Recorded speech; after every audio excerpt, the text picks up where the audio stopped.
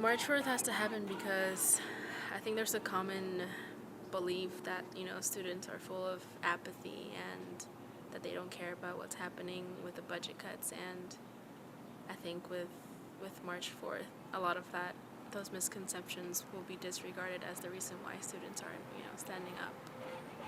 We're going to get in the middle and then we'll line up everyone that way so we can march up that way. I'm going to take you from her. All right, cool. Let's go. All right, people, start lining up for the march. We're going to march to Parliament Hall. Let's go, let's go, let's go. Once the actual day came, and I remember, I was in the front next to Citlali, and then we just turn around and we just see a huge mass of people, like can't even see the end to the mass of people coming, and we're just like, oh my god, like this is intense.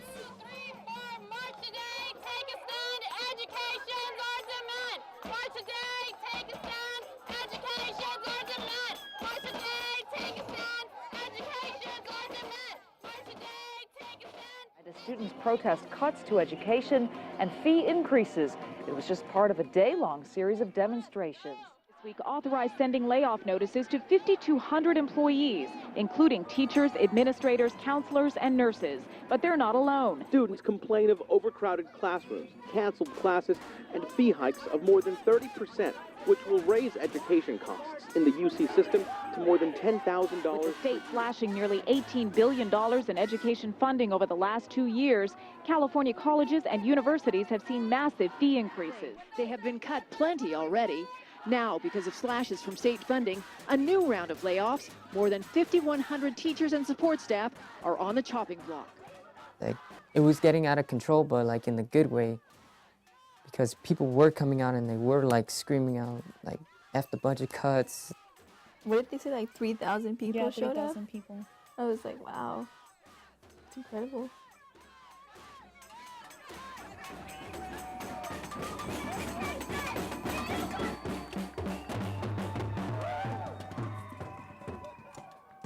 Now, we, the organizers of Students for Quality Education, are glad you all came out here today, and we have a list of demands to give to administration.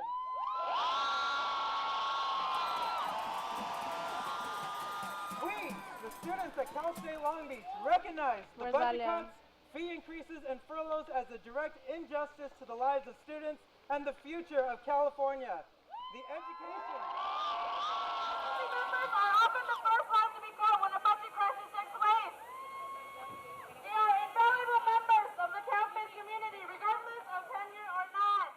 When we were doing our demands, I think we were like on demand number 8 or something, and we're really close to finishing. Some of the students decided to jump into the actual fountain. If our education is drowning, doesn't mean you have to. So they were swimming around. We didn't plan. We didn't know that was going to happen. At the same time, we didn't like that because it took away attention from the demands, which is initially what the students wanted. So it took attention from that, and at the same time, we felt that it might have been really negative media, so we didn't want to be remembered because of that. That shot ended up being one of the top images in the LA Times, I think it was. So it was one of the main ones, out of Long Beach. It was this guy in a little tiny, boxers, jumping in a pool.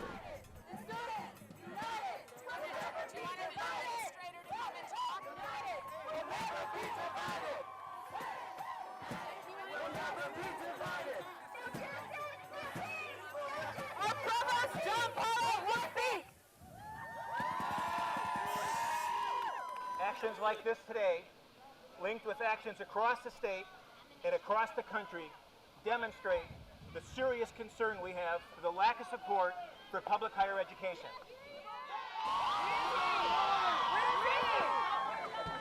I will take your list of demands to President Alexander.